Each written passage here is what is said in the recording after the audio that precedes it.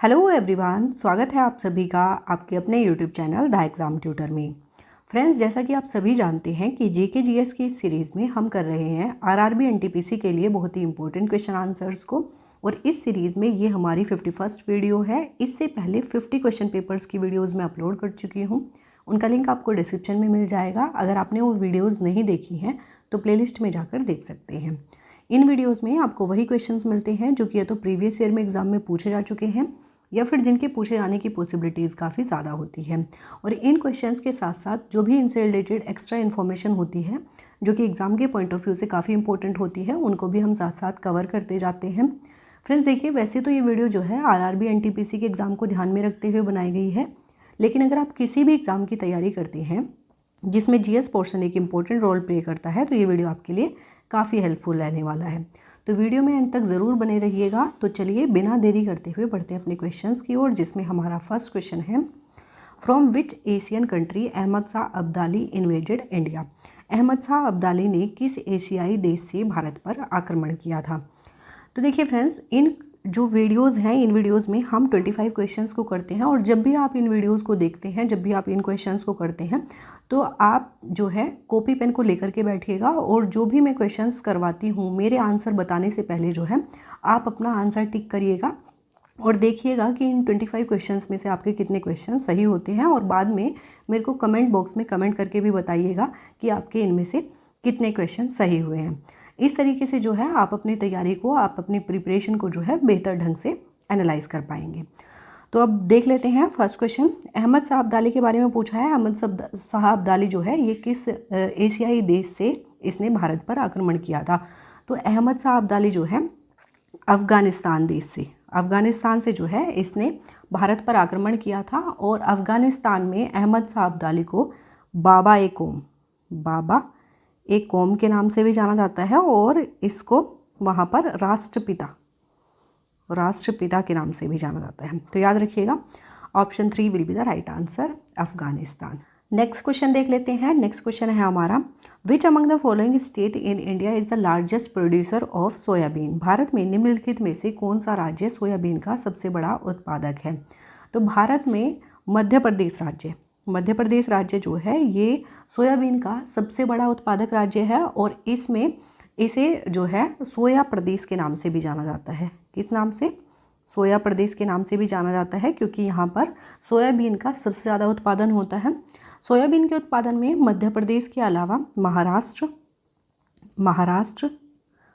और राजस्थान भी जो है ये अहम भूमिका निभाती हैं। तो याद रखिएगा, महाराष्ट्र और राजस्थान में भी सोयाबीन का उत्पादन अच्छी मात्रा में होता है। बाकी पहले नंबर पे किसका नाम आता है? मध्य प्रदेश का, ऑप्शन 2। नेक्स्ट देख लेते हैं। नेक्स्ट क्वेश्चन है हमारा, who among the following has the credit for propounding the law of comparative advantage. तुलनात्मक लाभ के नियम को प्रतिपादित करने का श्रेय निम्नलिखित में से किसे जाता है। तो तुलनात्मक लाभ के नियम को प्रतिपादित किया था डेविड रिकार्डो ने। किसने किया था? डेविड रिकार्डो ने 1817 में। कब? 1817 में जो है इन्होंने कंपैरेटिव एडवांटेज का लॉ दिया था। तो आंसर हो जाएगा हमारा ऑप्शन 1, डेविड रिकार्डो। नेक्स्ट देख लेते हैं। नेक्स्ट क्वेश्चन है हमारा, in which year did India enter into the United Nations Organisation. Bharat ने संयुक्त राष्ट्र संघ में किस वर्ष प्रवेश किया था। तो भारत ने 26 जून 1945 में जो है संयुक्त राष्ट्र संघ में प्रवेश किया था। और 1 जनवरी 1942 को वॉशिंगटन में भारत ने संयुक्त राष्ट्र घोषणा पर हस्ताक्षर किए थे। और 25 अप्रैल से 26 जून 1945 के बीच जो है सैन फ्रांसिस्को में जो आयोजित हुआ था संयुक्त राष्ट्र अंतर्राष्ट्रीय संगठन सम्मेलन, उसमें भारत ने भाग लिया था। और तभी संयुक्त राष्ट्र संघ में जो है भारत ने प्रवेश किया था। तो याद रखिएगा, इस क्वेश्चन का आंसर हो जाएगा हमारा 1945, ऑप्शन 1। नेक्स्ट देख लेते हैं। नेक्स्ट क्वेश्चन है हमारा, which of the following countries is not a member of SAARC. निम्नलिखित में से कौन सा देश सार्क का सदस्य नहीं है। तो देखिए फ्रेंड्स, सार्क का सदस्य इनमें से कौन सा नहीं है। इस क्वेश्चन का आंसर करने के लिए आपको पता होना चाहिए कि सार्क के मेंबर कंट्रीज़ कौन कौन से हैं। तो तो देखिए सार्क क्या है, सार्क की जो फुल फॉर्म होती है ये होती है the south Asian association for regional cooperation. The south Asian association for regional cooperation. तो ये क्या है, ये सार्क की फुल फॉर्म है, the south Asian association for regional cooperation. और इसकी स्थापना कब हुई थी, तो 8 दिसंबर 1985 में जो है ढाका बांग्लादेश में जो है इसकी स्थापना हुई थी। कहाँ पर, ढाका बांग्लादेश में। बांग्लादेश की राजधानी ढाका में जो है इसकी स्थापना की गई थी। हेडक्वार्टर कहाँ पर है इसका, हेडक्वार्टर है काठमांडू नेपाल में। तो ये चीज़ें सार्क के बारे में याद रखिएगा। अब इसकी मेंबर कंट्रीज़ की बात कर लेते हैं। तो इसकी जो मेंबर कंट्रीज़ हैं वो कितनी है, वो है 8। कितनी मेंबर कंट्रीज़ हैं, 8 हैं। तो देख लेते हैं कौन कौन सी। सबसे पहली बात आती है अपने प्यारे भारत की, इंडिया की। उसके बाद नेपाल, पाकिस्तान,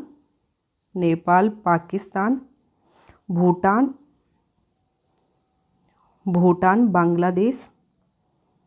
बांग्लादेश और अफ़गानिस्तान, मालदीव्स और श्रीलंका जो है ये क्या है, ये मेंबर कंट्रीज़ हैं किसके, सार्क के। 1 2 3 4 5 6 7 8। तो याद रखिएगा ये क्या है, सारी मेंबर कंट्रीज़ हैं। अब ऑप्शंस देख लेते हैं। तो देखिए अफ़गानिस्तान हो जाएगा, नेपाल हो जाएगा, पाकिस्तान हो जाएगा, लेकिन मलेशिया नहीं है। मालदीव जो है सार्क का सदस्य देश है। तो याद रखिएगा इस क्वेश्चन का आंसर हो जाएगा हमारा ऑप्शन 3। नेक्स्ट देख लेते हैं। नेक्स्ट क्वेश्चन है हमारा, during British rule the Sharda act was passed in 1929 for preventing. British शासन के दौरान किसको रोकने के लिए 1929 में शारदा अधिनियम पारित किया गया था। तो देखिए फ्रेंड्स, शारदा अधिनियम जो है ये 1929 यानी कि ब्रिटिश शासन के दौरान जो है ये पारित किया गया था। और ये किससे संबंधित था, तो ये चाइल्ड मैरिज यानी कि बाल विवाह को रोकने के लिए जो है शारदा अधिनियम पारित किया गया था 1929 में। तो याद रखिएगा इस क्वेश्चन का आंसर हो जाएगा हमारा ऑप्शन 4। नेक्स्ट देख लेते हैं। नेक्स्ट क्वेश्चन है हमारा, who is the father of binomial nomenclature of all species of living things. सभी जीवित प्राणियों की प्रजातियों के द्विपद नामकरण के जनक कौन हैं। तो देखिए फ्रेंड्स, जो बाइनोमियल नॉमेनक्लेचर है किसकी, जो लिविंग थिंग्स हैं उनके नामकरण की जो बाइनोमियल नॉमेनक्लेचर है वो किसके द्वारा दी गई थी, वो दी गई थी कैरोलस लीनियस के द्वारा। कैरोलस लीनियस के द्वारा जो है बाइनोमियल नॉमेनक्लेचर दिया गया था। और इन्होंने स्पीसीज प्लांटेरम नामक पुस्तक भी लिखी है, एग्जाम में क्वेश्चन पूछा जाता है। और जेनेरा प्लांटेरम जो है इन्हीं के द्वारा लिखी गई पुस्तक है। 2 पुस्तक ये काफ़ी इंपॉर्टेंट है, एग्जाम में पूछी जाती हैं। ऑप्शन हो जाएगा 4। नेक्स्ट देख लेते हैं। नेक्स्ट क्वेश्चन है हमारा, from the given options which country has the largest deposit of mica in the world. दिए गए विकल्पों में से विश्व में अभ्रक का सबसे बड़ा भंडार किस देश में है। तो देखिए फ्रेंड्स, अगर क्वेश्चन में पूछा जाए कि विश्व में अभ्रक का सबसे बड़ा उत्पादक देश कौन सा है, तो आंसर हो जाएगा चाइना। लेकिन अगर पूछा जाए कि सबसे बड़ा भंडार किस देश में है, तो आंसर हो जाएगा इंडिया। इंडिया में अभ्रक के सबसे बड़े भंडार स्थित हैं। और इंडिया के आंध्र प्रदेश राज्य के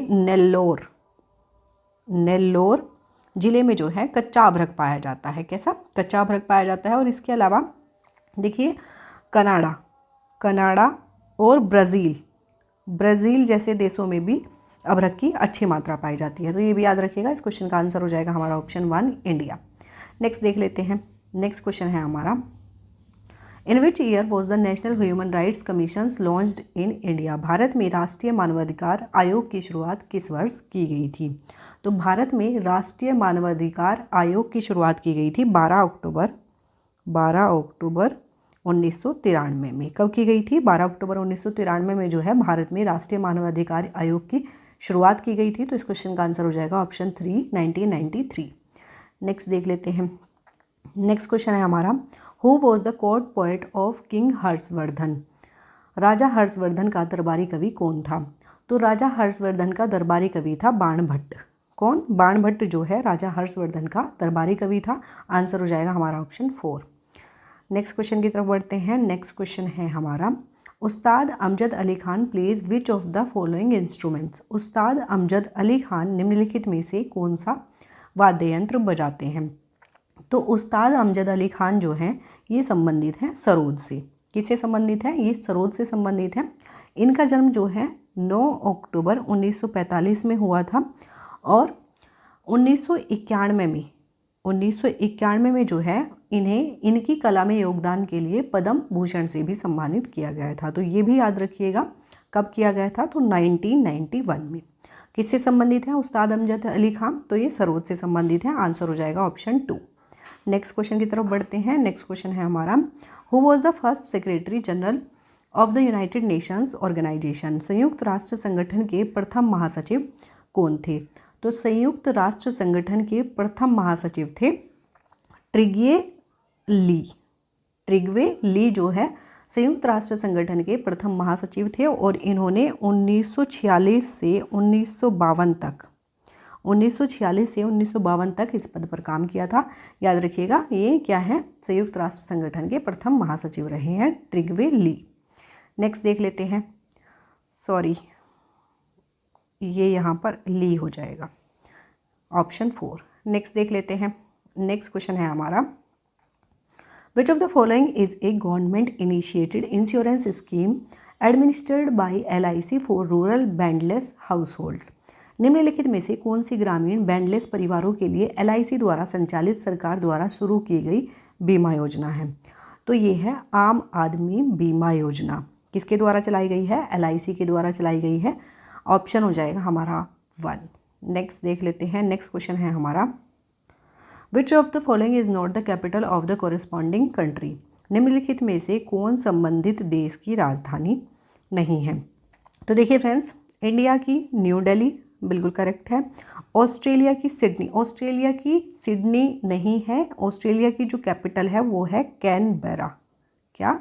कैनबेरा जो है ऑस्ट्रेलिया की कैपिटल है, तो यही गलत है और यही क्या हो जाएगा हमारा आंसर। बाकी इजिप्ट की कायरो है और कनाडा की ओटावा है। ये सब क्या है? ये करेक्ट है। तो आंसर हो जाएगा हमारा ऑप्शन 2। नेक्स्ट देख लेते हैं। नेक्स्ट क्वेश्चन है हमारा, who was the first person to walk on the moon. चंद्रमा पर चलने वाले पहले व्यक्ति कौन थे? तो चंद्रमा पर चलने वाले पहले व्यक्ति थे नील आर्मस्ट्रॉन्ग। कौन थे? Neil Armstrong. Option 3 will be the right answer. Next question देख लेते हैं। नेक्स्ट क्वेश्चन है हमारा, what is the full form of BHEL, the famous public section unit of the government of India. Bharat सरकार की प्रसिद्ध सार्वजनिक अनुभाग इकाई BHEL का पूर्ण रूप क्या है? तो BHEL का पूर्ण रूप या फुल फॉर्म क्या है? तो BHEL की फुल फॉर्म होती है भारत हैवी इलेक्ट्रिकल्स लिमिटेड। क्या होती है? Bharat heavy electricals limited. और इसकी स्थापना कब की गई थी? तो 1964 में जो है BHEL की स्थापना की गई थी और ये लार्जेस्ट और ओल्डेस्ट पावर स्टेशन है भारत का। याद रखिएगा इसकी फुल फॉर्म क्या है? Bharat heavy electricals limited. Option 4 will be the right answer. Next देख लेते हैं। नेक्स्ट क्वेश्चन है हमारा, विच 2 articles of the constitution of India most clearly express the power of judicial review. Bharat के संविधान के कौन से 2 अनुच्छेद न्यायिक समीक्षा की शक्ति को सबसे स्पष्ट रूप से व्यक्त करते हैं? तो भारतीय संविधान के कौन से 2 अनुच्छेद ऐसे हैं जो कि न्यायिक समीक्षा की शक्ति को सबसे ज़्यादा स्पष्ट रूप से व्यक्त करते हैं? तो ये है आर्टिकल 32 और आर्टिकल 226। आर्टिकल 32 और आर्टिकल 226 जो हैं ये न्यायिक समीक्षा से संबंधित है। आंसर हो जाएगा हमारा ऑप्शन 2। नेक्स्ट देख लेते हैं। नेक्स्ट क्वेश्चन है हमारा, select the option with the incorrect full form for the corresponding acronyms. संबंधित संक्षिप्ताक्षरों के लिए गलत पूर्ण प्रपत्र वाले विकल्प का चयन करें। तो देखिए फ्रेंड्स, इनमें से हमें बताना है कि ये हमें कुछ वर्ड्स दिए गए हैं, इनकी फुल फॉर्म जो इनकरेक्ट है वो हमें बतानी है। तो देखिए फ्रेंड्स, CDEC की फुल फॉर्म होती है centre for development of advanced computing. ये बिल्कुल करेक्ट है। CHOGM की फुल फॉर्म होती है Commonwealth heads of government ministries. देखिए फ्रेंड्स, इसमें Commonwealth heads of government ministries नहीं होता है, इसमें क्या होता है? Government meetings. मीटिंग्स। बाकी पूरा जो है करेक्ट है। Commonwealth heads of government meetings not ministries. तो यही क्या है, यही गलत हो जाएगा और यही पूछा है, गलत ही पूछा है, तो इसका आंसर हो जाएगा हमारा ऑप्शन 2। बाकी sites convention on international trade in endangered species, ये बिल्कुल करेक्ट है। CCI यानी कि कंपटीशन कमीशन ऑफ इंडिया, ये भी क्या है, करेक्ट है। इस क्वेश्चन का आंसर हो जाएगा हमारा option 2 CHOGM Commonwealth heads of government meetings. Next देख लेते हैं। नेक्स्ट क्वेश्चन है हमारा, which of the following is a type of sedimentary rock. निम्नलिखित में से कौन सी तलछटी चट्टान का एक प्रकार है। तो देखिए फ्रेंड्स, तलछटी चट्टान कौन कौन सी होती हैं। तो तलछटी चट्टानों के उदाहरण हैं बलुआ पत्थर, बलुआ पत्थर जिसको क्या कहा जाता है, सैंडस्टोन कहा जाता है, चूना पत्थर, चूना पत्थर, और शैल जो है ये किसके उदाहरण हैं, ये तलछटी चट्टान के उदाहरण हैं। अब ऑप्शन देख लेते हैं। तो ऑप्शन में देखिए फर्स्ट में ही क्या दिया है, सैंडस्टोन, यानी कि बलुआ पत्थर जो है ये तलछटी चट्टान का एक प्रकार है। तो इस क्वेश्चन का आंसर हो जाएगा हमारा ऑप्शन 1 सैंडस्टोन। नेक्स्ट क्वेश्चन देख लेते हैं। नेक्स्ट क्वेश्चन है हमारा, newton is the unit to measure. Newton किसे मापने की इकाई है। तो न्यूटन किसकी यूनिट होती है, न्यूटन जो है ये फोर्स की यूनिट होती है। किसकी, फोर्स की यूनिट होती है। तो इस क्वेश्चन का आंसर हो जाएगा ऑप्शन 3। प्रेशर की यूनिट क्या होती है, पास्कल, पास्कल। रेजिस्टेंस की ओम, और पावर की होती है वाट। याद रखिएगा, इस क्वेश्चन का आंसर हो जाएगा ऑप्शन 3 फोर्स की यूनिट न्यूटन। नेक्स्ट देख लेते हैं।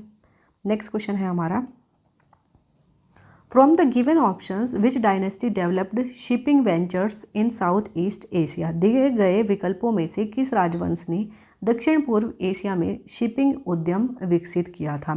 तो किस राजवंश ने दक्षिण पूर्व एशिया में शिपिंग उद्यम विकसित किया था। तो चोला डायनेस्टी ने, चोला डायनेस्टी ने जो है दक्षिण पूर्व एशिया में शिपिंग उद्यम विकसित किया था। तो आंसर हो जाएगा हमारा option 3 the Chola dynasty. Next देख लेते हैं। नेक्स्ट क्वेश्चन है हमारा, where is the red panda winter carnival celebrated. Red panda winter carnival कहाँ मनाया जाता है। तो रेड पांडा विंटर कार्निवल जो है ये मनाया जाता है सिक्किम में। कहाँ पर, सिक्किम में मनाया जाता है। और ये सिक्किम का सबसे बड़ा पर्यटन महोत्सव है।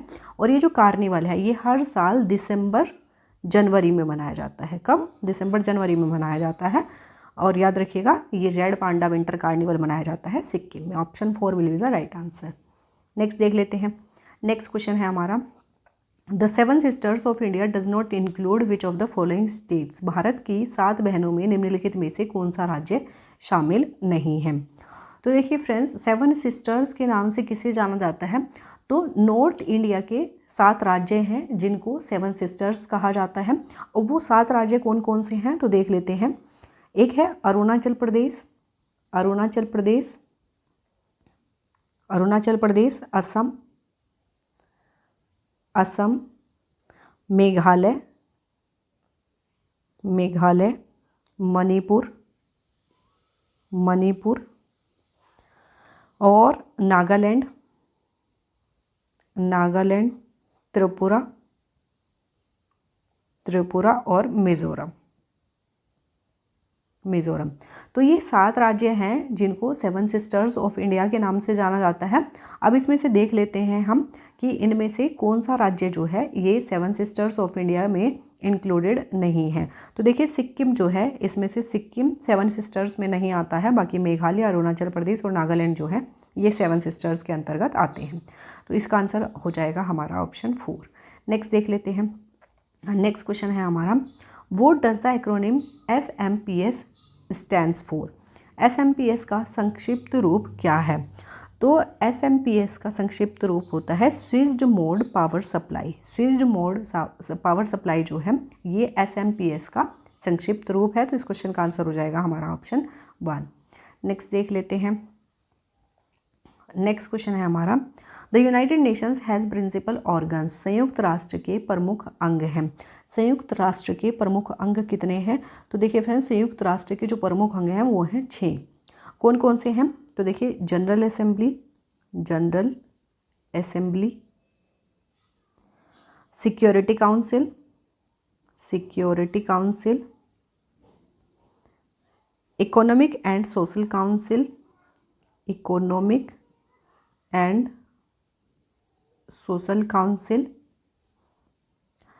International court of justice, international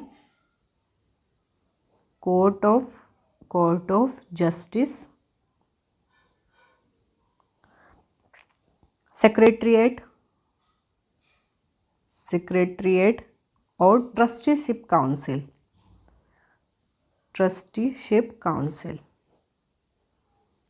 council जो है, ये 6 क्या है, ये प्रिंसिपल ऑर्गन हैं किसके, संयुक्त राष्ट्र के। तो याद रखिएगा, general assembly, security council, economic and social council, international court of justice, secretariat और ट्रस्टीशिप काउंसिल जो है, ये क्या है, यूनाइटेड नेशन के 6 प्रिंसिपल ऑर्गन हैं। तो इस क्वेश्चन का आंसर हो जाएगा हमारा ऑप्शन 3। नेक्स्ट देख लेते हैं। तो नेक्स्ट जो है हमारा क्वेश्चन ऑफ द डे है और इस क्वेश्चन का आंसर आपको कमेंट बॉक्स में कमेंट करके देना है। तो देख लेते हैं इसमें कौन सा क्वेश्चन है। From the given options which country has the largest deposit of mica in the world. दिए गए विकल्पों में से विश्व में अभ्रक का सबसे बड़ा भंडार किस देश में है। ऑप्शंस हैं इंडिया, साउथ अफ्रीका, अमेरिका या फिर इंग्लैंड। तो इस क्वेश्चन का आंसर आपको कमेंट बॉक्स में कमेंट करके देना है और आप मुझे कमेंट करके ये भी ज़रूर बताइएगा कि आपके इन 25 क्वेश्चंस में से कितने क्वेश्चंस सही हुए हैं। तो इस वीडियो को हम अब यहीं पर समअप करते हैं। आई होप ये वीडियो आपको पसंद आई होगी। ये वीडियो आपको अच्छी लगती है, हेल्पफुल लगती है तो वीडियो को लाइक और चैनल को सब्सक्राइब जरूर कर दीजिएगा। मिलेंगे नेक्स्ट वीडियो में नए क्वेश्चंस के साथ। तब तक के लिए wish you all the best, take care and thank you.